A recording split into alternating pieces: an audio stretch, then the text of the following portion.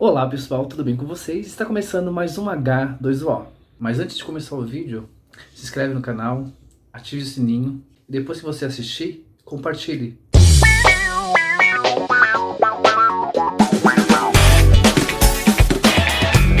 Olá pessoal, meu nome é Diego Pires e está começando mais um H2O. No vídeo de hoje eu vou falar para vocês sobre a minha vivência como era ser uma criança gay. Como tudo começou. No dia 15 de junho de 1988, em Imbituba, Santa Catarina, nasceu esse ser encantado, mais encantado que a própria fada dela. O que ninguém sabia é que essa criança seria gay. Sim, a gente nasce gay. Contando um pouquinho da minha história, eu venho de uma família humilde, simples, com pouco conhecimento sobre o assunto. Não tive a presença paterna. Quem me criou praticamente sozinha foi a minha mãe. Claro, eu tive a presença dos meus avós, a presença mais próxima de um pai foi do meu avô. E realmente ele era um pai, mas não para mim, mas para os meus tios, minha mãe. A minha infância ela foi bem diferentona.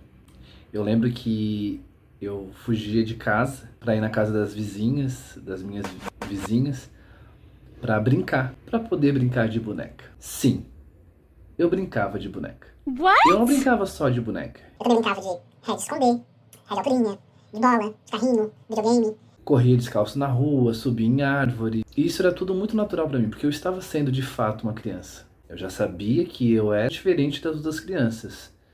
E lá na infância, eu já tinha conhecimento que as coisas seriam difíceis para mim. Ser um menino, ser uma criança que brinca de boneca, me mostrou isso, porque as pessoas faziam questão de me apresentar o preconceito. O pior ainda estava por vir. Muita gente sabe que eu tenho um prenome pelo qual eu não me identifico.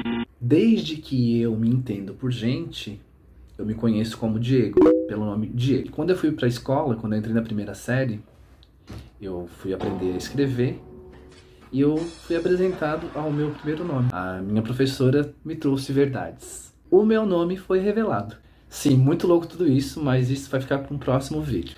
Quando eu disse que tudo ia ficar muito pior, é que foi na escola que tudo começou. Foi onde eu conheci, de fato, o preconceito.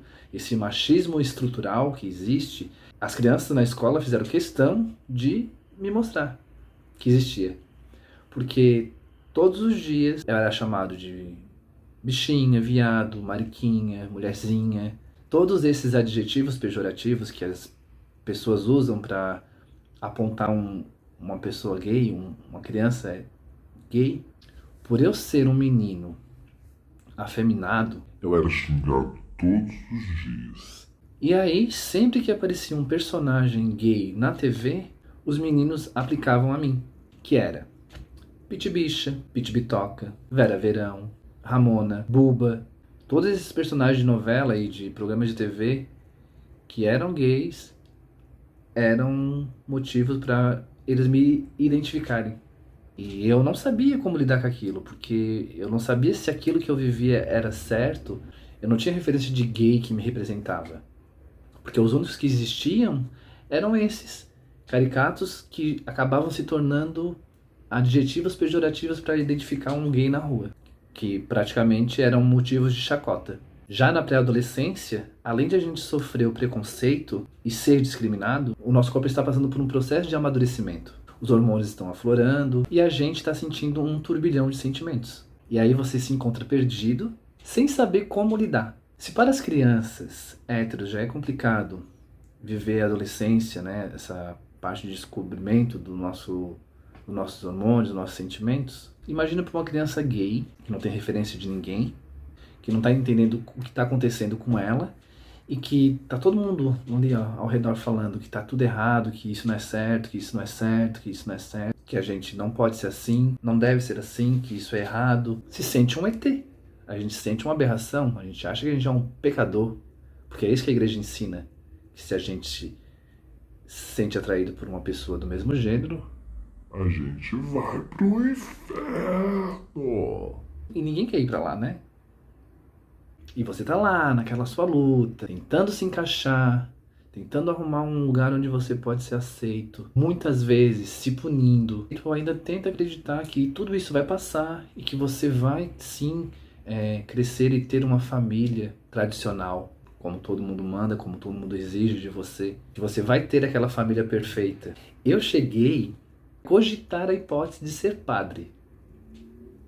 E aí você aprender a lidar com seus sentimentos, seus hormônios, tudo isso sozinho é muito desafiador. Porque ninguém te ensina, você não tem com quem contar. Você acha que se você falar pra alguém, você vai ser discriminado, você vai ser expulso, você não vai ser amado, você não é de Deus. Você sente receio de contar o que você tá sentindo. E na escola eles não explicam. A gente até tem aula lá de órgãos genitais, reprodução, doenças sexualmente transmissíveis, mas na escola a gente não aprende sexualidade, onde você se sente atraído por uma pessoa do mesmo sexo.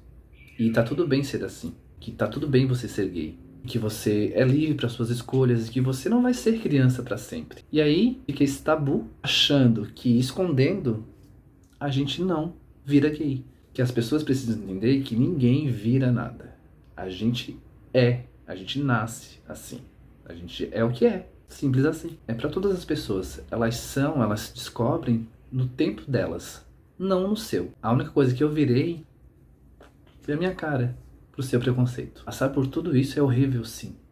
E não poder dividir com alguém é muito triste.